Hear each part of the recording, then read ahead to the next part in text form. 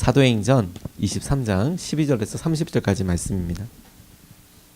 날이 새매 유대인들이 당을 지어 맹세하되 바울을 죽이기 전에는 먹지도 아니하고 마시지도 아니하겠다 하고 이같이 동맹한 자가 40여 명이었더라. 대제사장들과 장로들에게 가서 말하되 우리가 바울을 죽이기 전에는 아무것도 먹지 않기로 굳게 맹세하였으니 이제 너희는 그의 사실을 더 자세히 물어보려는 척하면서 공회와 함께 천부장에게 청하여 바울을 너희에게로 데리고 내려오게 하라. 우리는 그가 가까이 오기 전에 죽이기로 준비하였노라 하더니 바울의 생질이 그들이 매복하여 있다 함을 듣고 와서 영내에 들어가 바울에게 알린지라. 바울이 한 백부장을 청하여 이르되 이 청년을 천부장에게로 인도하라. 그에게 무슨 할 말이 있다 하니 천부장에게로 데리고 가서 이르되 죄수 바울이 나를 불러 이 청년이 당신께 할 말이 있다 하여 데리고 가기를 청하더이다 하매 천부장이 그의 손을 잡고 물러가서 조용히 묻되 내게 할 말이 무엇이냐. 대답하되 유대인들이 공모하기를 그들이 바울에 대하여 더 자세한 것을 묻기 위함이라 하고 내일 그를 데리고 공회로 내려오기를 당신께 청하자 하였으니 당신은 그들의 청함을 따르지 마옵소서. 그들 중에서 바울을 죽이기 전에는 먹지도 않고 마시지도 않기로 맹세한 자 40여 명이 그를 죽이려고 숨어서 지금 다 준비하고 당신의 허락만 기다리나이다 하니 이에 천부장이 청년을 보내며 경계하되 이 일을 내게 알렸다고 아무에게도 이르지 말라 하고 백부장 둘을 불러 이르되 밤 제3시에 가이사랴까지 갈 보병 200명과 기병 70명과 창병 200명을 준비하라 하고 또 바울을 태워 총독 벨리스에게로 무사히 보내기 위하여 짐승을 준비하라 명하며 또 이 아래와 같이 편지하니 일러스되 글라우디오 루시아는 총독 벨릭스 각하께 문안하나이다. 이 사람이 유대인들에게 잡혀 죽게 된 것을 내가 로마 사람인 줄 들어 알고 군대를 거느리고 가서 구원하여다가 유대인들이 무슨 일로 그를 고발하는지 알고자 하여 그들의 공회로 데리고 내려갔더니 고발한 것이 그들의 율법 문제에 관한 것뿐이요 한 가지도 죽이거나 결박할 사유가 없음을 발견하였나이다. 함께 읽겠습니다.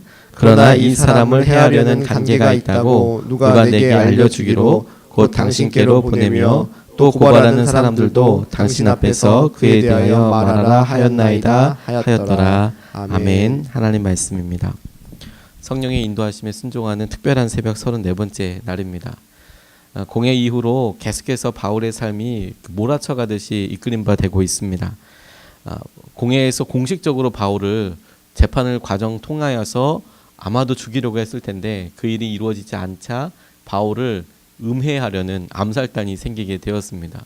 그리고 이것이 바울의 귀에 들어가게 되고 그 사람들이 얼마나 마음의 깊은 결의를 다짐했는지가 성경에 나와 있습니다. 바울을 죽이기 전까지는 먹지도 않고 마시지도 않겠다. 다시 말해서 된 복승 걸었다 라는 것이죠.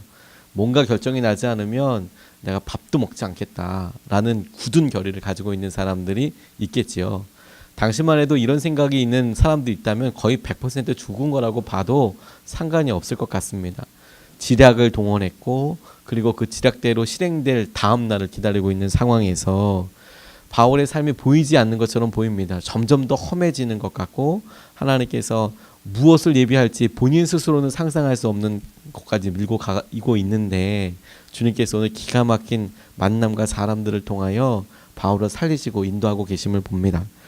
바울이 인도하셨을 때 주님이 준비하셨던 통로는 사람이었습니다. 그 사람을 만나게 하셔서 그 모든 환경을 뛰어넘게 하시는 것이지요. 오늘 본문 말씀을 통해서 관계를 통하여서나 주님께서 완전히 세계를 인도하실 때에 있는 그런 은혜들을 우리가 같이 좀 생각해 보고 싶습니다. 첫 번째 본문을 통해서 붙잡은 것이 무엇이냐면 40대 1이더라고요. 40대 1, 딱 한 사람만 우리 편이어도 생명을 위해서 준비된 한 사람만 있어도 우리가 살겠구나. 그리고 말씀을 묵상하는데 그분이 예수님이구나 라는 묵상이 제게 되었습니다. 오늘 본문 12절로 16절까지 말씀이 지금 읽은 것들을 쭉 설명한 내용입니다. 유대인들이 당을 지어 맹세하되 바울이 죽이기 전까지 먹지도 마시지도 아니하겠다. 이렇게 동맹한 자가 40여 명이고 14절에 우리가 바울을 죽이기 전에는 아무것도 먹지 않기로 굳게 맹세하여서 이와 같은 일들이 다 서로 통과가 된 것이죠. 반복도 방법도 생각을 했습니다. 공회를 다음날 청해서 오게 하자. 그리고 그 사이에 매복했다가 그를 죽이자. 이와 같은 내용을 알고 있는 조카가 바울에게 다가가서 이야기를 하는 것이죠.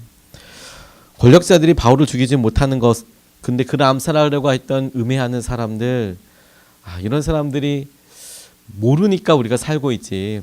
우리 주위에 악한 것으로 또 자기의 이익을 위해서 살아가는 사람들이 있겠다라는 생각을 하게 됩니다. 있을 수 있겠구나. 그런데 그런 사람들을 우리가 문득문득 알게 될 때마다 마음의 깊이와 마음의 아픔이 있는 것도 보게 됩니다. 인터넷 글을 같이 읽고 보다 보면 가끔 가다가 의도를 모르게 아픔을 주시는 분들이 계십니다. 이분이 의도가 쓴 글대로일까 정말 싶을 정도로 읽고 나면 마음에 깊은 상처가 나고 힘들고, 그리고 무슨 말을 하면 그걸 말 그대로 받아주는 것이 아니라 또 숨은 의도가 있다라고 생각을 하시는 분도 계셔서 쉽지 않은 일들이 있죠.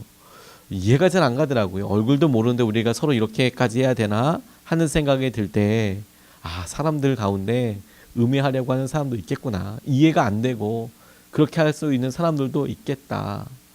본인 스스로는 그걸 탈출할 수 있는 방법이 전혀 없죠. 그런데 주님께서 예비하신 한 사람, 그 사람을 통해서 우리가 그걸 넘어서게 하시더라고요. 그걸 이기게 하여 주시죠. 우리 삶에도 그렇게 예비하신 분들이 있겠다고 싶습니다. 존 뉴턴이라는 목사님이 18세기에 1700년대 후반에 노예 무역 상인이었습니다. 그러다가 예수님을 만나게 되고 그의 삶이 기가 막히게 변하게 되었습니다. 그런데 본인이 그런 악한 전력이 있었기 때문에 사람을 팔고 그걸 아무렇지도 않게 여기고 그랬던 것에 대한 전력이 있었기 때문에 하나님께 그래도 신실한 목회자가 되려고 정말 헌신했던 그런 분이었습니다. 그래서 목회할 때 굉장히 많은 일들이 일어나고 사람들이 사랑을 받고 치유받았다고 이야기합니다. 이분에게 윌리엄 쿠퍼라는 사람을 만나게 하셨습니다.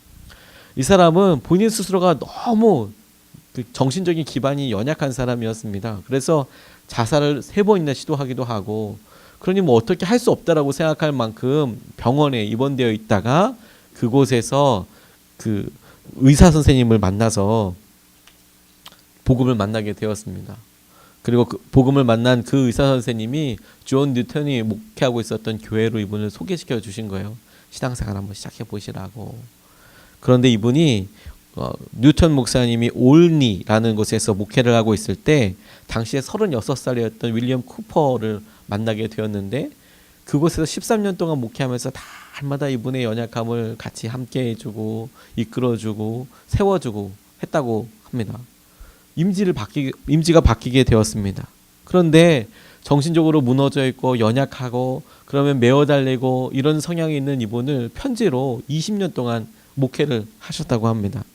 나중에 이분이 정말 하나님께서 행하시는 것들을 보고 알고 경험하는 것을 긴 시간을 통해서 끊임없이 말씀으로 생명을 위해서 얘기해주는 이 존 뉴턴 목사님을 통하여 날마다 거듭되는 생수를 경험했던 것이겠죠. 그래서 이분이 찬송을 쓰게 되었는데, 그게 너무도 우리가 잘 알고 있는 샘물과 같은 보혈은 내 안에서 생수처럼 흘러넘치는 은혜를 경험하게 되더라. 우울감과 마음 안에 있는 아주 죽음의 영과 이런 것들이 아주 징글징글하게 가는 것 같지만 한 사람을 통하여서 그때마다 이기게 되더라. 그런데 이 말씀을 가만히 보고 생각해 보니까 주님께서 우리의 삶에 바로 그 모습으로 오셨더라고요. 약속을 주시고 끊임없이 무너지고 힘들어하고 있는데도 불구하고 내게 다시 한번 기회를 주실 뿐만 아니라 다시 한번 일어나라고 말씀하시고 다시 한번 힘이 되어주시고 역사하심이 되어주시는 것이죠. 그게 우리의 삶에서 생명이 되고 능력이 되게 하시는 것이다. 40대 1이 아니라 400대 1, 4000대 1이어도 주님 함께 하시면 주님께서 보내주신 그 사람이 주님의 은혜의 통로가 되어서 하나님 우리를 살리시고 이 삶 가운데서도 넉넉히 이기게 하시겠구나. 우리를 둘러싸고 있는 사람이 아무리 많더라도 다윗의 고백처럼 주님이 함께하고 계시면 우리가 넉넉히 이기겠구나. 하나님 이런 은혜와 주님과의 깊은 만남이, 주님이 보내신 동력자들과의 이런 만남이 우리 가운데 있게 해주십시오. 이게 마음의 소원이 되었습니다. 주님 정말 그렇게 되게 해주십시오. 주님과 함께 동행하게 해주시고 주님 그런 사람들을 알아보게 해주시고 주님이 우리 삶 가운데 인도하고 계시는 것을 우리가 보게 해주십시오. 이렇게 기도했으면 좋겠다. 두 번째로 붙잡은 것은 무엇이냐면 완전히 새 길로 인도해 주셨다는 것이죠. 상상할 수 있는 길이 아니라 완전히 새 길로 인도해 주셨다. 23절 그리고 30절까지 말씀을 보면 바울을 위해서 어떤 일이 있었는지를 보게 됩니다. 음해하려는 그런 시도가 있다라고 얘기하니까 백부장 둘을 불러서 제3시면 우리나라 시간으로 밤 9시입니다. 9시에 출발하도록 시키는 겁니다. 근데 거의 470명이 준비가 된 거예요. 기병, 보병, 창병 이렇게 해서 470명이 움직이는 겁니다. 100명 단위로 백부장이 움직이면 사실 한 5명의 백부장이 움직여야 될 엄청난 인원수가 오게 되는 것이죠. 지금 40명이 음해하려고 하는데 10배의 사람이 아니라 거의 20배의 사람, 12배의 사람이 지금 준비되어 있는 겁니다. 엄청난 사람들 주님께서 예비하도록 시키시죠. 또 뿐만 아니라 죄수였던 바울을 후송하기 위해서, 이유는 빨리 후송하기 위해서 짐승을 준비하라고, 말을 준비하라고 이렇게 얘기한 것이죠. 더군다나 편지까지 써서 보냅니다. 이 사람은 이러이러한 내용인데 내가 이것을 주둔지에서 이렇게 하다 보니까 사람들이 이 사람을 죽이려고 했고 이 사람을 보호하기 위해서 이러이러한 조처를 했습니다 라고 고백을 하고 있는 것이죠. 우리는 가끔 가다가 최악의 상태에서 하나님 나아갈 수 있는 방법이 없다라고 이야기합니다. 어떻게 하나님 여기서 제3의 길이 있습니까? 바울이 딱 그와 같지 않았겠습니까? 지금 자기를 죽이려고 하는 사람들이 있고 재판도 받아야 하는데 합법적인 과정에 의해서 재판받으러 와라. 그런데 이 사람들은 이미 법을 어기기로 작정을 한 사람들인 거예요. 법을 따르는 것 같지만 법을 어기기로 작정한 사람들. 공회에 와서 재판은 반드시 받아야 하는데 재판 과정에 오는 가운데 이 사람의 생명을 빼앗겠다. 뭐 이러면 방법이 없는 것이죠. 내가 적법하게 나아가겠다라는 그 결단을 오히려 악의적으로 사용하려고 하는 것이니까 뭐 다른 방법이 없는 것이죠. 생각할 수 있는 방법이 없는 겁니다. 더군다나 혼자서 죄수의 신분으로 이걸 어떻게 할 수 있겠어요? 저희들도 가끔 기도하다가요. 하나님 제3의 길을 주십시오. 완전 새로운 길을 주십시오. 돌파하는 길을 주십시오. 이런 기도를 할 때가 있잖아요. 그런데 우리가 그런 경우의 수가 우리 가운데 떠오르지 않는 겁니다. 우리가 알고 있는 건 다 이미 정해져 있으니까요. 근데 하나님께서 어떻게 이걸 갖다가 넘어가게 하셨냐? 최악의 상태까지 가고 나니까 하나님께서 최선의 방법으로 인도하여 주시는 것이죠. 40명이 죽이려고 독한 마음 가지고 있답니다. 그런데 당시에 이 독한 마음 갖고 있었던 사람에게로부터 바울을 보호할 수 있는 사람은 더 강력한 군사력을 가지고 있었던 로마 군대밖에 없는 것이죠. 최고의 전투력을 가지고 있었던, 그리고 최고의 어떤 시설과 장비를 갖고 있었던 로마 사람들이 12배나 많이 바울을 호송하고 갈 뿐만 아니라 어떻게 이 사람이 왕을 만나고 어떻게 가서 변론할 수 있는 기회를 얻겠습니까? 천부장이 직접 편지를 또 안겨서 이러이러한 것 때문에 내가 보낸다 라고 하니까 만나게 되고 가게 되는 것이죠. 아마 여기서 있었으면 더 많은 시간이 걸렸을 수 있겠지만 아주 속성으로 훅 들어가서 그가 들었던 대로 왕에게, 이방의 임금들에게 가서 말씀 전해야 한다는 일을 통해 이루기 위해 하나님께서 이런 일을 하게 하시는 것이죠. 잡힐 때만 해도, 맞을 때만 해도 이게 이 끝으로 이어지게 될지는 생각도 못했을 것입니다. 근데 하나님께서 예비하신 것이죠. 신시내티 공과대학의 안종혁 교수님 간증을 듣고 참 은혜를 받은 적이 있었습니다. 이분이 본인이 열심으로 마음으로 공부하고 싶고 이런 열망은 어렸을 때부터 있었지만 형편이 어려우니까, 그러니까 공고를 진학하게 되신 겁니다. 그리고 방죽 공장에 들어가서 그냥 공장에서 그냥 일하시는 분, 뭐 이렇게 사무하고 이런 게 아니라 그냥 일하시는 분으로, 노동자로 이렇게 시간을 보내다가 공부에 대한 열정을 놓칠 수가 없어서 그래서 야간 전문대학을 다닌 겁니다. 요즘은 전문대학이 없지요. 다 대학이 되었지만 2년제 전문대학을 밤에 야간에 다닌 겁니다. 그리고 또 정규 대학을 다니고 야간으로 다 다니고, 근데 공부에 대한 마음과 열정이 있으니까 그래서 미국으로 넘어가게 되었습니다. 조지아 공대에서 그렇게 열심히 늦깎이 학생으로서 공부하고 열심으로 준비하다가 박사과정까지 가게 된 거예요. 박사과정을 열심히 하는데 우리나라도 그렇지만 박사과정이 쉽지 않죠. 그리고 너만의 생각이 무엇이냐 계속 물어보는 거죠. 그래 너의 생각은 뭐냐.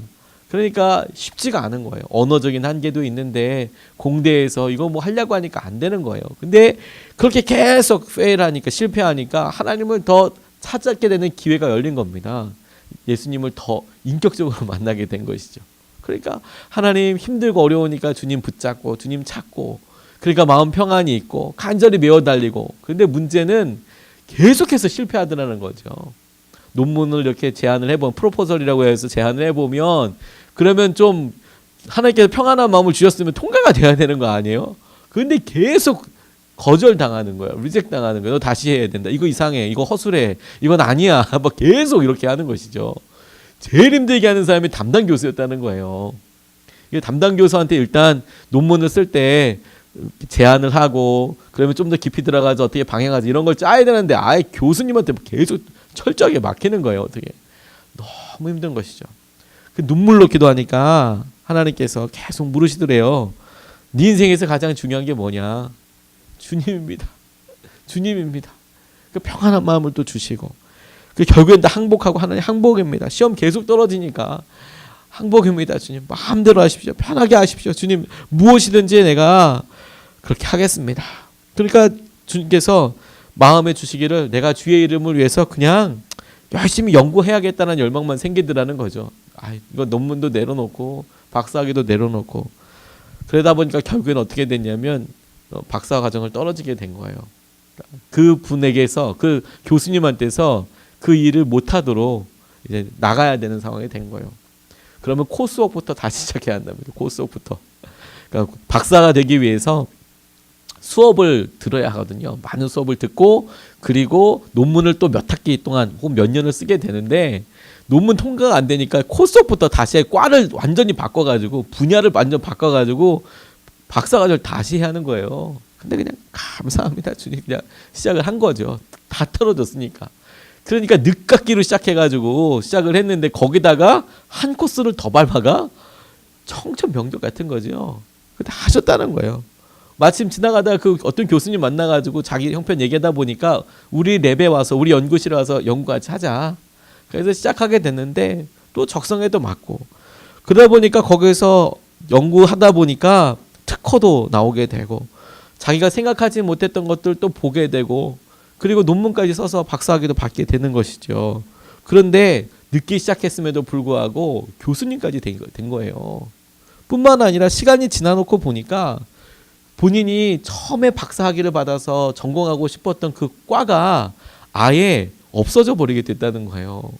뭐냐면 공대다 보니까 이 발전 속도가 빠르니까 본인이 어플라이 할 때만 해도 굉장히 좋은 과였는데 전막에 있다고 생각했는데 지나고 나니까 점점 사그러드는 그런 과였던 거죠. 본인은 몰랐고 지나놓고 보니까 그 과가 없어졌더라. 그런데 본인이 새로 시작했던 그거는 당시에는 뭐 주목받지도 못했는데 본인도 공부하다 보니까 논문이 되고 논문이 더 발표되면서 사람들이 많이 몰리게 되고 그리고 돈도 많이 들어오게 되고 그러면서 기업도 세우게 되고 아주 핫하게 떠오르는 그런 분야가 되었더라. 끝까지 하나님께서 가게 하실 때 우리를 벼랑 끝에 세우는 것 같지만 거기에 새 길이 있기 때문에 그런 거예요. 완전히 새 길로 인도하여 주십니다. 그러니까 우리가 우리를 인도하시는 주님만 바라봐야 하는 거구나. 가장 어렵다고 생각하는 고비에 주님은 주님의 방법으로 살 길을 예비하시는 거예요. 하나님 이 길을 우리에게 주십시오. 우리가 날마다 주님을 바라보고 주님께서 행하시는 그 길을 우리에게 허락하여 주십시오. 이렇게 기도해야겠다. 이런 마음이 들었습니다. 40대 1이어도 주님이 우리에게 함께 하시면 아무 문제가 없습니다.